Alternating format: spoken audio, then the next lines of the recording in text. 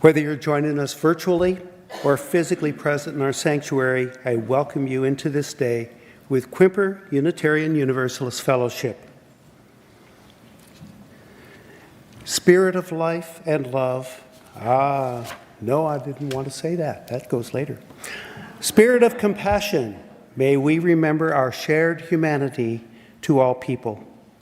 In that remembering, may our hearts be kindled to a deep love. May this love inspire us to reach beyond walls and barriers, to provide care, and to shield all our neighbors from hate and oppression. My name is Dean Carr, and I'm a member of the board here at QUUF. As we gather, I acknowledge that the water, land, and territories and shorelines here in Port Townsend are the traditional territory of the S'Klallam and Chimicum peoples. We honor and acknowledge our Indigenous members and neighbors and vow to help restore and sustain these homelands. If you're visiting here today, I offer you a special welcome and invite you to join us for refreshments and conversation in the fellowship hall after the service. As you exit here, you turn to your right, and the fellowship hall is very close by. We have a newcomers table near the patio doors where our greeters are ready to answer any questions that you might have.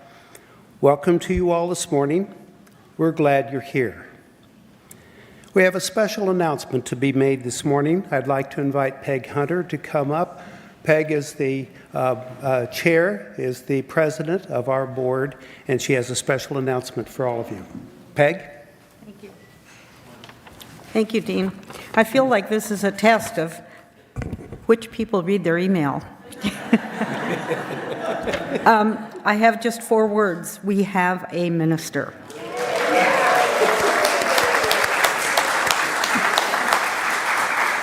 We are delighted, excited, and, to be honest, relieved to have Don Rollins as our new interim minister. The hiring process has been a flurry of activity and an emotional roller coaster, from the disappointment this spring in not finding a match, to the tenacity and the dedication of our search team that was willing to stay on and continue interviewing for a contract minister. The team recommended Don with confidence and enthusiasm, and the board approved their recommendation.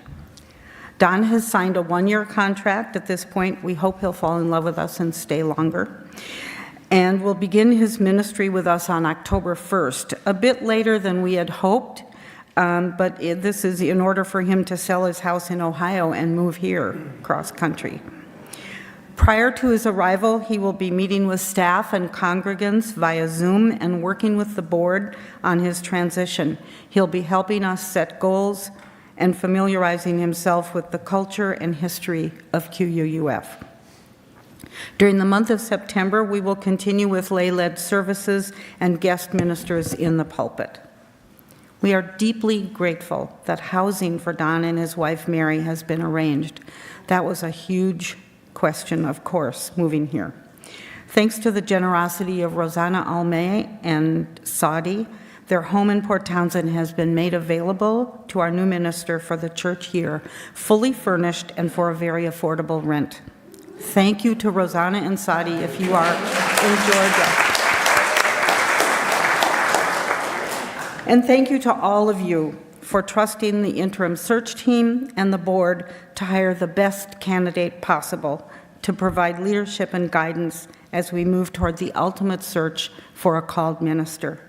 As Don said in a message to the board, let's celebrate the fact that we have found each other. Thank you. Thank you, Peg. Now, let us settle our minds and calm our hearts.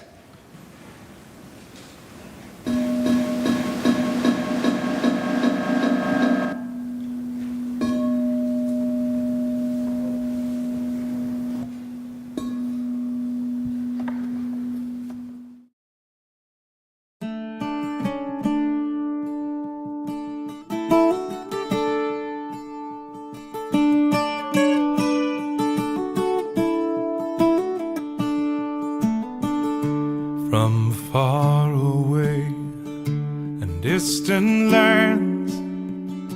The tempest tossed with hopeful hearts and calloused hands reached toward the light, the torch held high, and cast their gaze upon the lady of the harbor. And she welcomes them with open arms. She says, let my children in. Shine on, shine on, oh you lady of the harbor.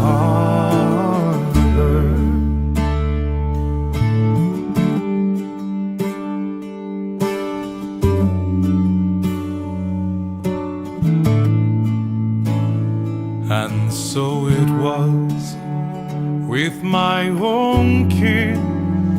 They sailed from Sweden and from France and Ireland.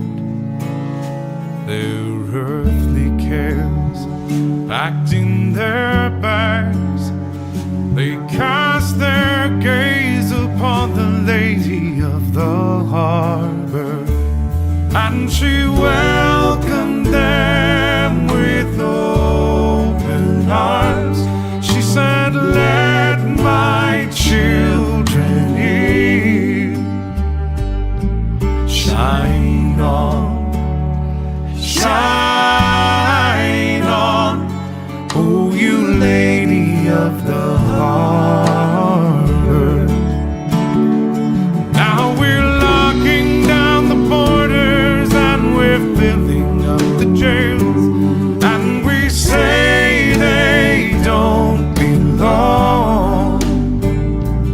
How conveniently do we forget that we've all come to sing the same sweet song.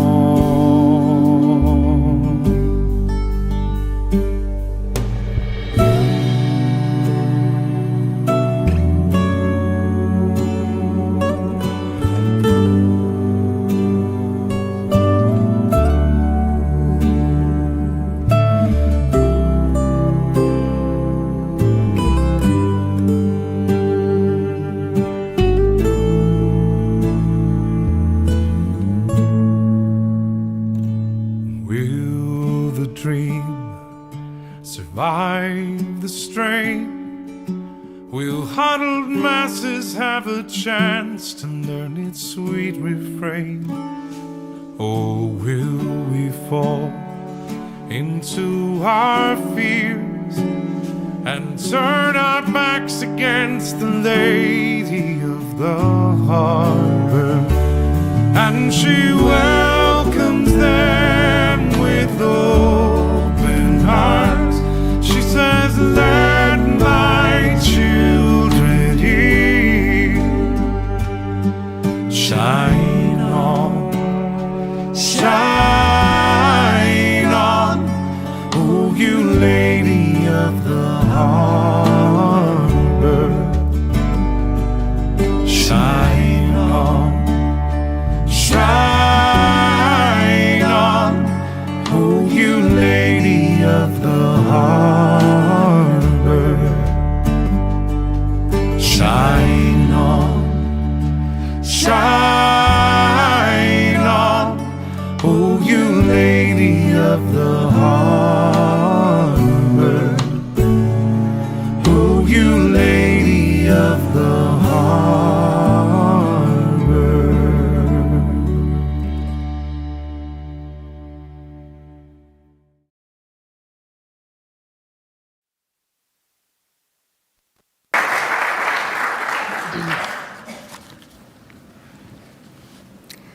Spirit of love and life, help us say yes to love.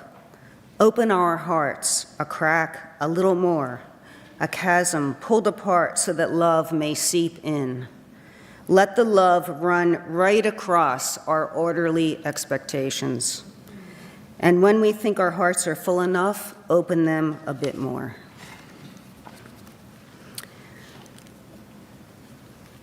Please join me in our chalice lighting words. The spark of love resides in us all. We are free to act from it or not. If we choose love, how will love shape what we do? If we choose love, how will it improve our actions? If we choose love, how will it treat those around me? If I choose love, will I find it when life gets hard? If I choose love, will you also choose love? Love begets love, and it is love that lights our chalice. Our opening song is Somos El Barco. Please rise as you are willing and able.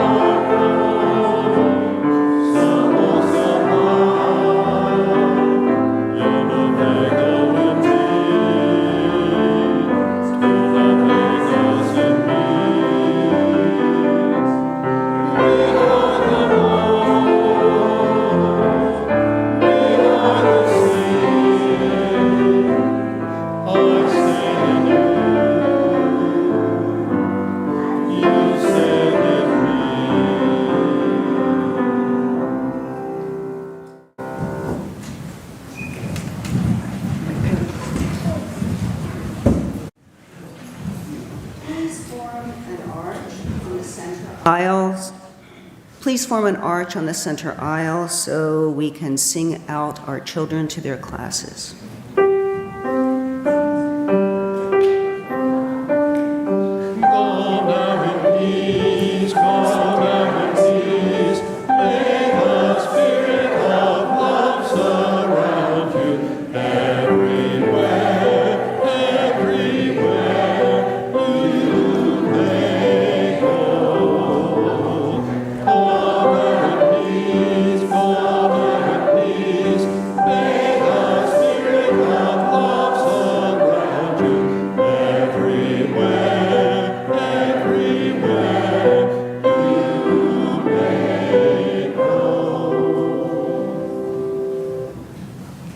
It's hard not to think about how lucky those children and how blessed they are compared to so many other children in the world. We pause now for a time of generosity and to receive an offering to support the life and ministry of QUUF. The ushers will come along and you will receive the offering, and additional ways will be projected on the board. Please join us in our offering words. This fellowship is the community of ourselves. Its energy and resources are our energy and resources. Its wealth is what we share. As we contribute to the life of this community, we both earn our lives within it.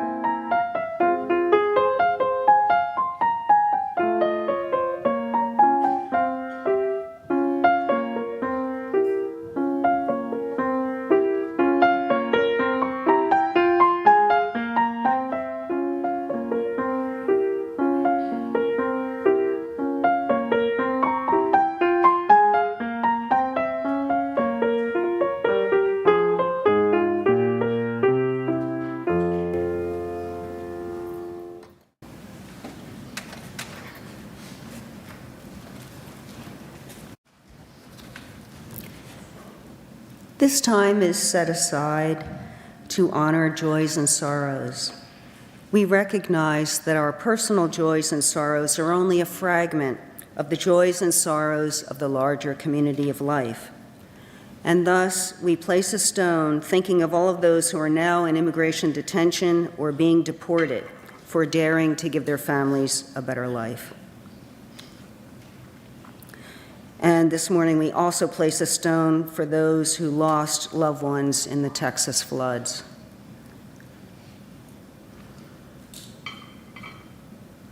Finally, we light a candle for those joys and sorrows that each of us carries with us.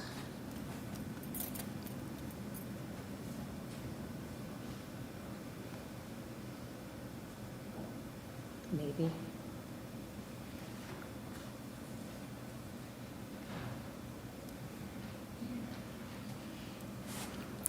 I welcome you now into a silent moment of reflection, meditation, or prayer.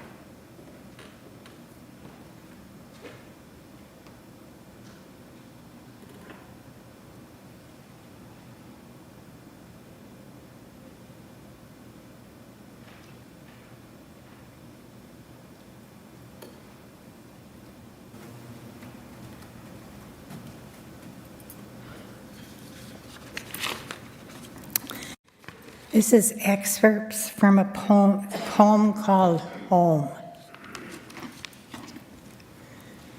No one leaves home unless home is the mouth of a shark. You only run for the border when you see the whole city running as well. Your neighbors running faster than you, breath bloody in their throats.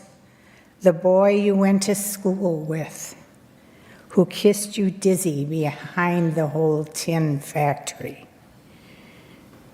is holding a gun bigger than his body. You only leave home when home won't let you stay. You have to understand that no one puts their children in a boat unless the water is safer than the land. No one burns their palms under trains beneath carriages.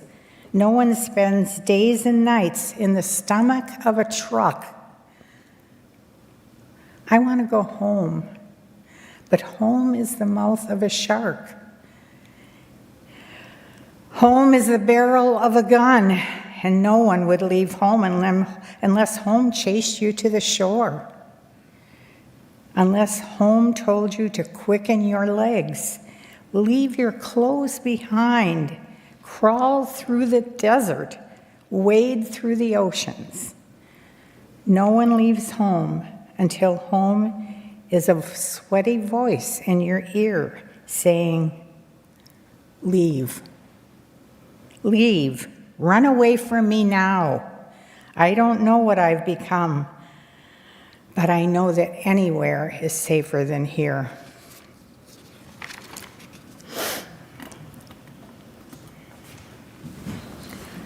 The second reading is a responsive reading, and it's adapted from They Say I Am Illegal by Julia Hamilton. They say I am illegal, but so is anyone who ever rolled through a stop sign or got a speeding ticket. Not having a visa is a civil infraction, not a federal crime. They say I'm here to take your jobs. But the jobs are often backbreaking and underpaid, and we are exploited by those who could never find a U.S. citizen to work under such conditions. They say I'm U.S. and crime with me. But it's U.S. consumers buying the drugs and U.S. weapons dealers providing guns. They say I'm here to love the system. But I pay taxes too and provide the food and other essential services that Americans depend on, yet I live in a shadow economy.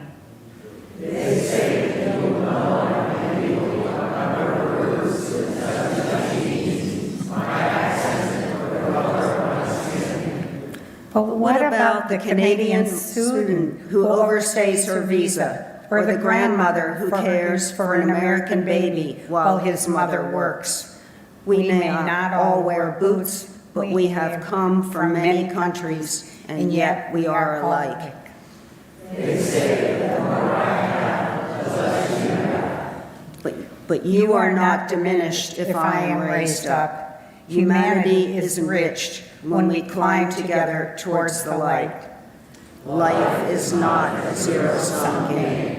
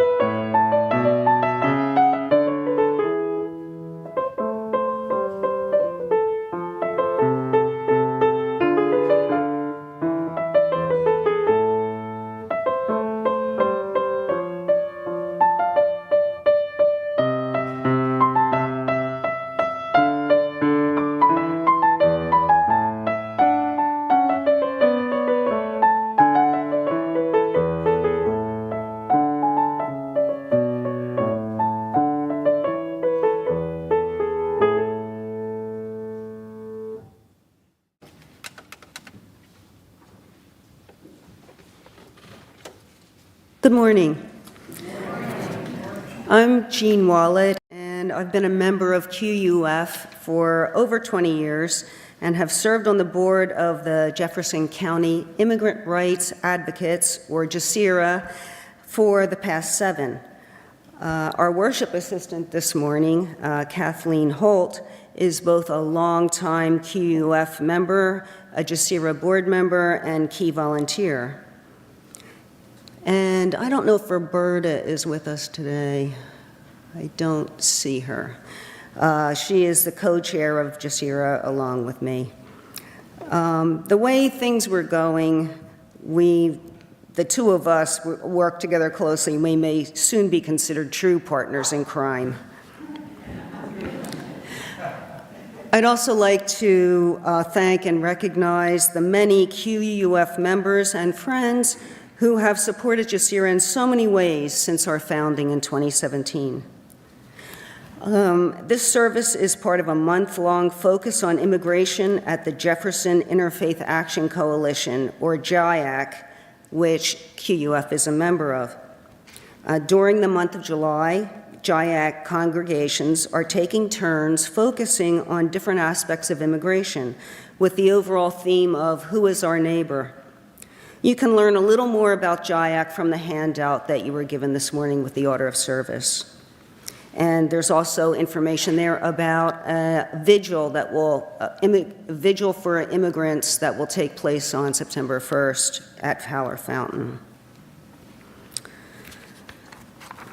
I so wish I could inject some humor into this topic, and if I were a late night show host, I probably could, but I'm not. And while I'll try, I probably can't. It's more fun to be funny. But first, I'd like to start out with at least a somewhat more nostalgic topic for some of us before we get more deeply into who and what have so recently disappeared from America.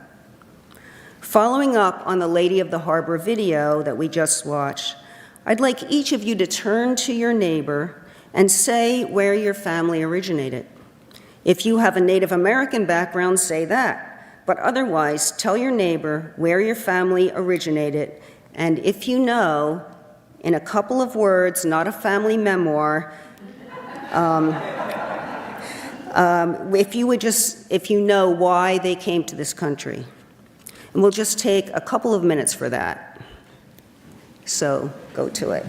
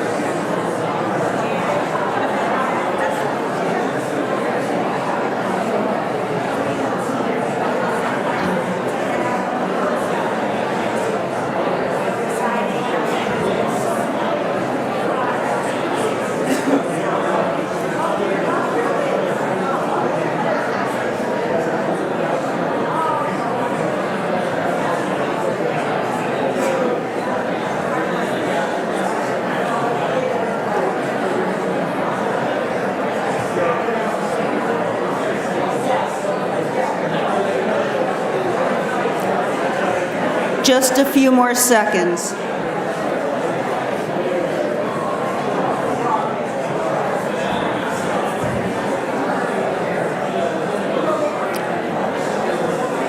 Okay, everybody, please come back. Oh, here.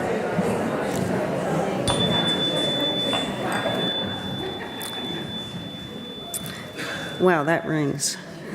Okay. So thank you for doing that, and you're also invited to look at the world map, which we've put outside in the foyer after the service. and put a dot on the country or the countries that your family came from. The map is one that we've used at Jazeera to represent countries of the people we've served, and some allies too. And this morning we're using the map as a reminder of the parallels between past waves of immigrants, excuse me,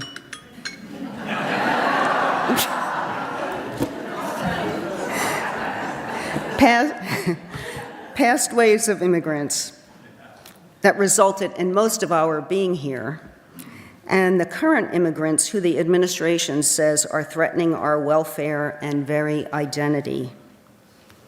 Despite the stirring words by Emma Lazarus on the Statue of Liberty, the U.S. has gone through several periods of strong anti-immigration sentiment. And now we've been clearly seeing how public opinion is so easily manipulated to serve politicians. My own ancestors came to the U.S. with little or nothing, fleeing poverty, famine, and oppression. My great-grandfather supposedly opposed the British in Ireland and fled the authorities.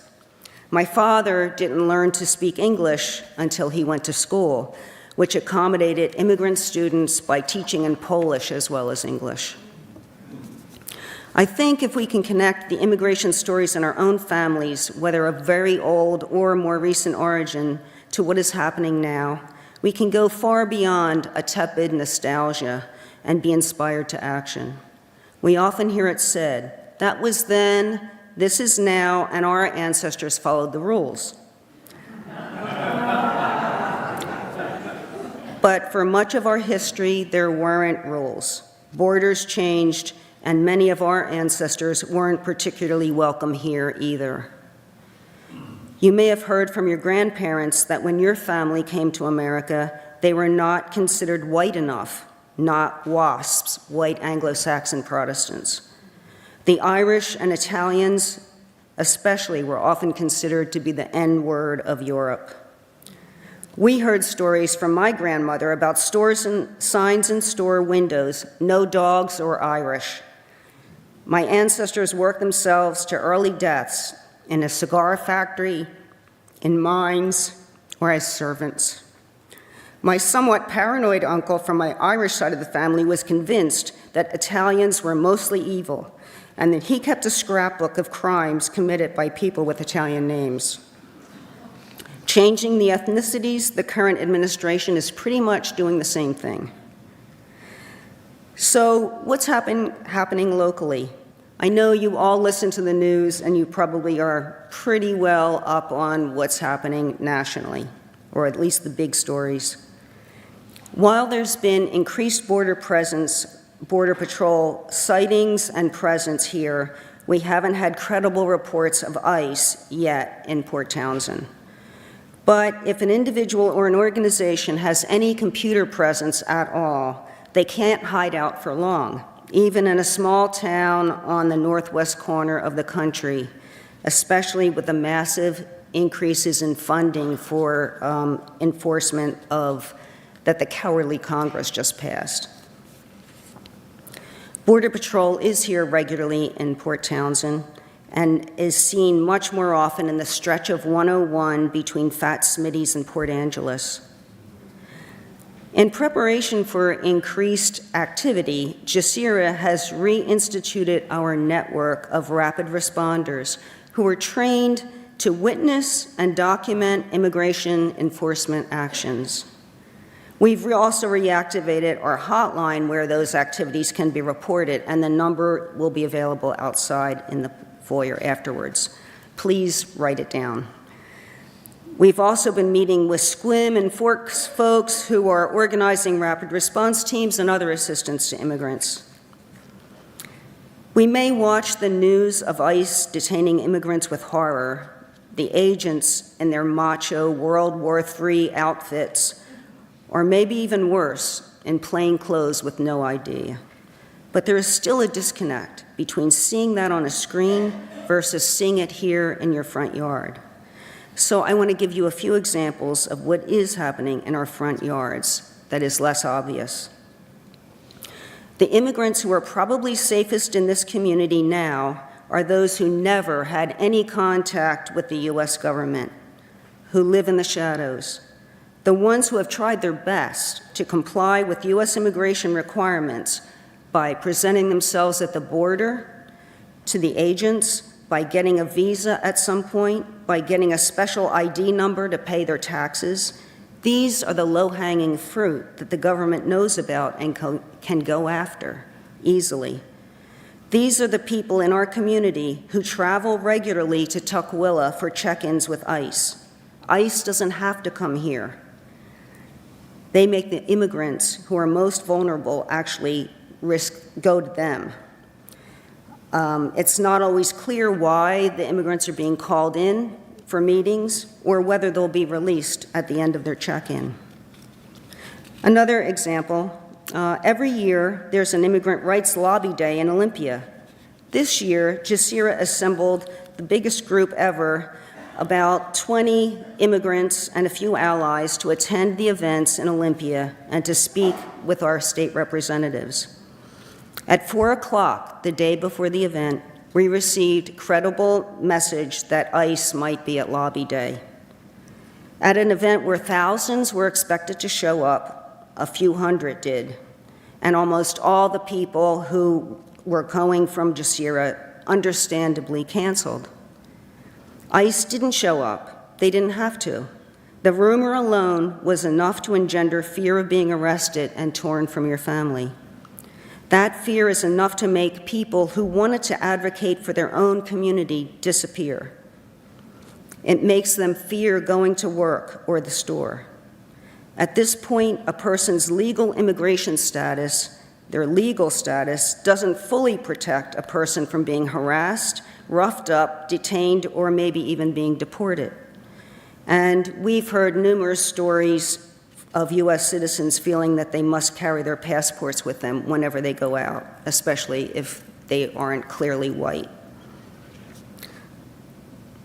Another example, last year, Washington State, which in general has been one of the fairest in treatment of immigrants, extended Medicaid benefits to a small number of people who were undocumented but who would otherwise qualify for assistance. This was in recognition of the fact that Washington's economy is critically dependent on the labor of immigrants who are unable to get legal in fields like agriculture, construction, and hospitality. Washington State was clear that the immigrants' private information would not be available to immigration authorities. And with confidence in that, Jazeera helped several families to get Medicaid. Now, with the data mining that the federal government has been doing to all of us, it obtained access to those records and now knows which immigrants have obtained Medicaid services. These people are now at greater risk of detention and deportation, and they are people that some of you may know from our community here in Port Townsend. And very close to home, you may know a young father who has come here to Sunday services here with his children come often. I'll call him Peter, and I'm sharing this story with his family's permission. He was brought to this country as a very young child. If you met him here, you probably didn't even notice that he's an immigrant. After being here several years, he applied for DACA status. You may not remember that the D in DACA stands for deferral. That is deferral that the government doesn't have to make a decision about whether you can stay or not. DACA doesn't provide a path to permanent residency, and it doesn't provide any real security to young people who are trying to plan their futures.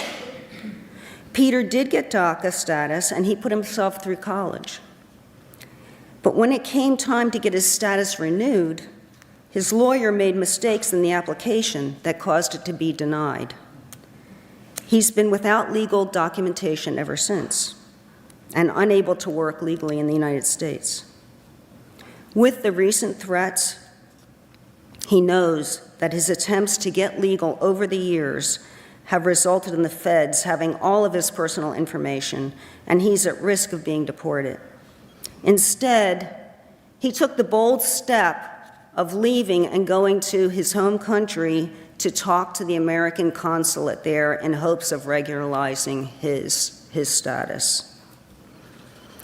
He had to leave his American wife, his American children, including a new baby, with the risk or probability that he will never get back in this country again. This is a guy who never even had a speeding ticket, who adopted teenagers when he was in his 20s himself. He's been a foster parent and a very involved volunteer at Jazeera. In other words, an ideal citizen. Now he's gone. He didn't wait to be deported. He wasn't snatched off the street and sent to a Salvadoran prison, but he easily could have been. And he has been disappeared from our lives. Most of you would recognize him, even if you didn't know him personally, but even very few of us knew that he was struggling with all this. Likewise, a grandmother whose grown children and their children are here in Port Townsend recently left the U.S. to care for her own aging parent. Now, we all know people who have moved across the state or the country to care for their relatives, but in this case, this grandmother will never be able to see her children or her grandkids again unless she re-enters the U.S. illegally. Neither could her children visit her and be able to return to the U.S. again. These are some of the immigration criminals that we hear so much about. Even though they've lived in the U.S. for decades, started their own businesses here, and are good people who help others, not terrorists. They could all be disappeared too. Only 10% of immigrant detainees have any violent history, and the majority have no criminal history at all. And they certainly have less criminal history than our current administration.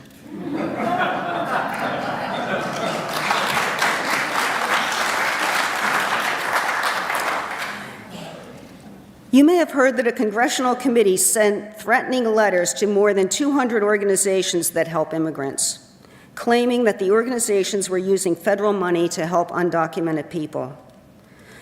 These organizations have provided humanitarian aid and also legal help to help people get legal if they have a case. The UUA, the Unitarian Universalist Association, received one of those letters, demanding that they provide information about their activities with immigrants.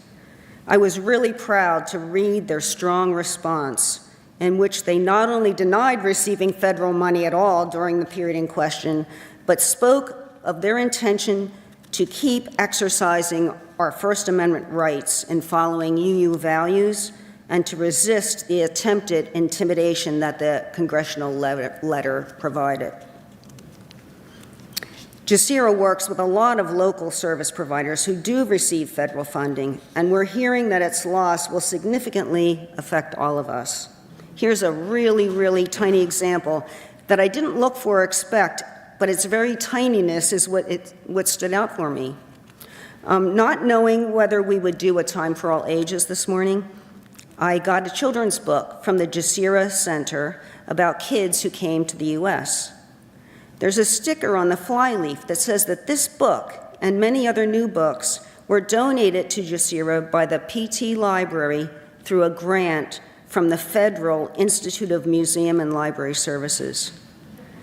That federal institute has been under attack by the new administration.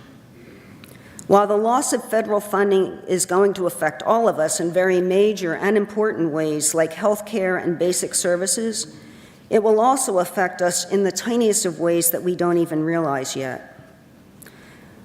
This book example is a tiny example with a big message. At one point, not too long ago, the government had a sense of compassion towards the welfare of immigrant families and thought it would be a good thing if immigrant children could be encouraged to use the public library. Doesn't that seem almost unthinkable now? Let's not get used to that slide into soullessness.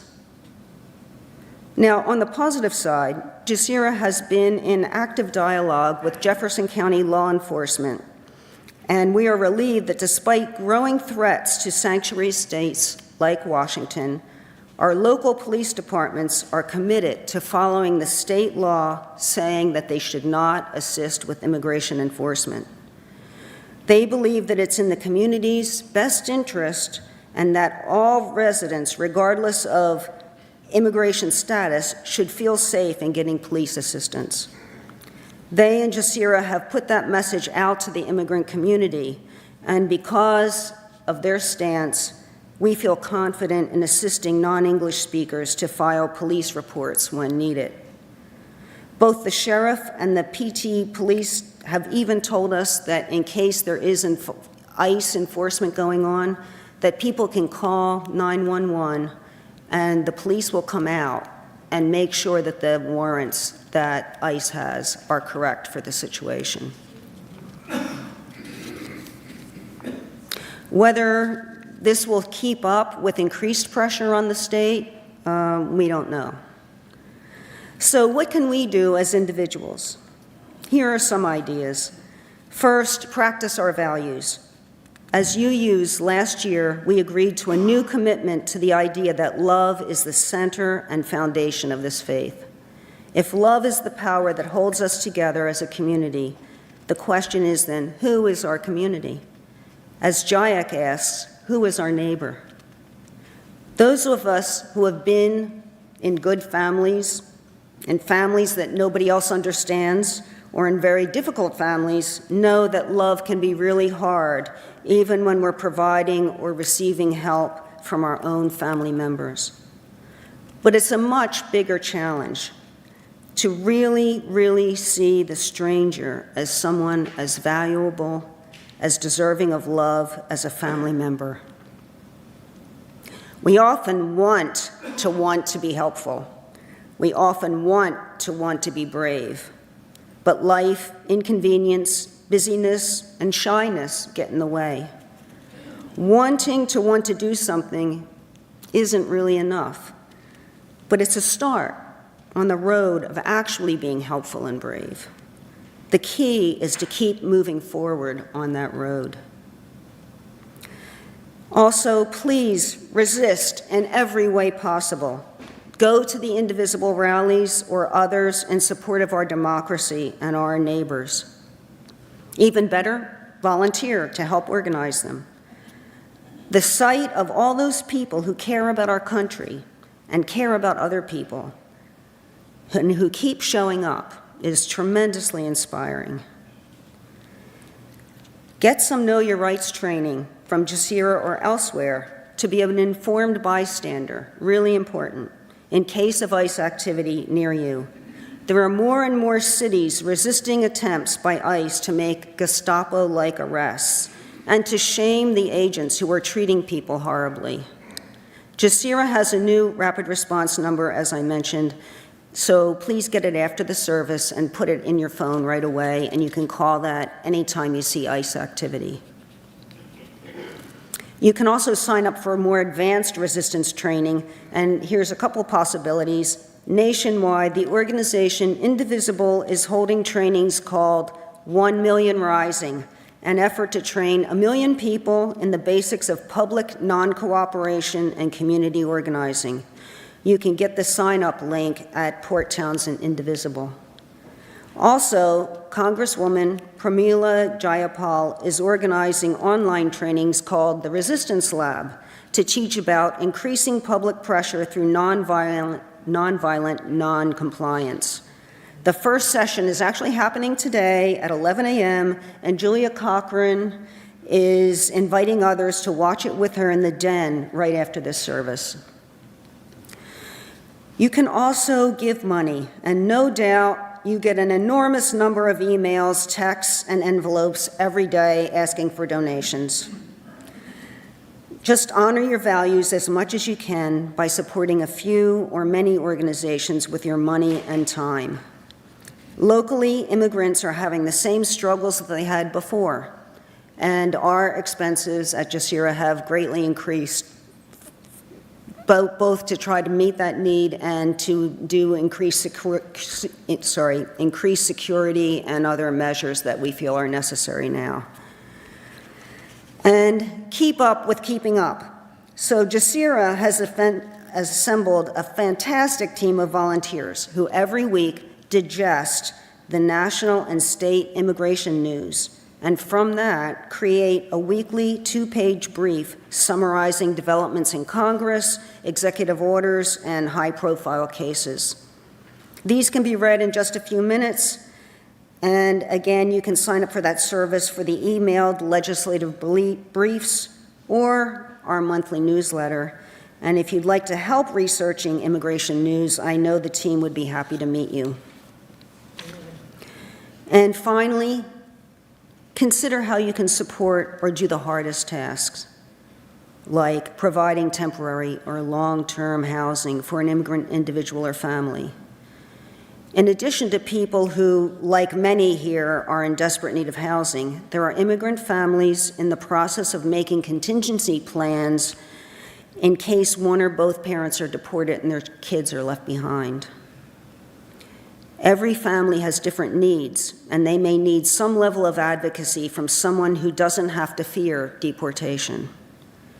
We're also looking for those who can provide transportation and moral support to individuals who need to travel to Tukwila or Seattle for check-ins or court hearings. It's great if you can speak some Spanish, but not a requirement. And if you can consider doing any of those things, even to think about it, you can talk with me or Kathleen or Julia after the service. Finally, this is a humanitarian crisis and a time when I truly believe that leaders are trying to convince us that most of humanity doesn't matter. So we're challenged to open our hearts wider to others.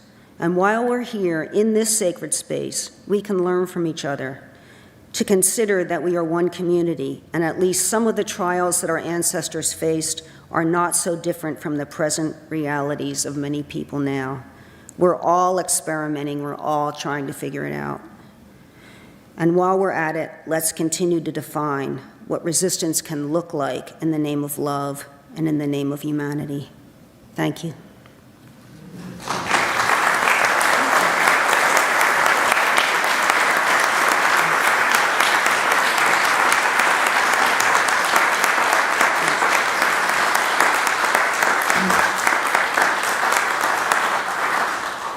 Our closing song today is Blue Boat Home, number 1064.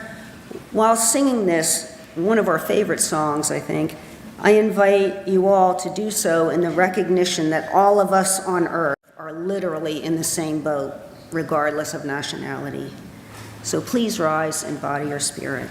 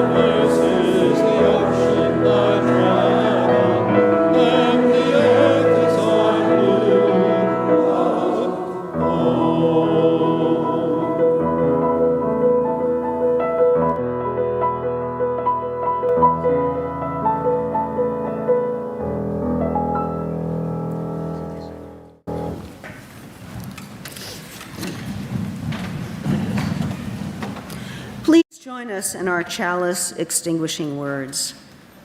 We extinguish our flame, but not the light of truth, the warmth of community, the fire of commitment, or the power of transformation. These we carry in our hearts until we are together again.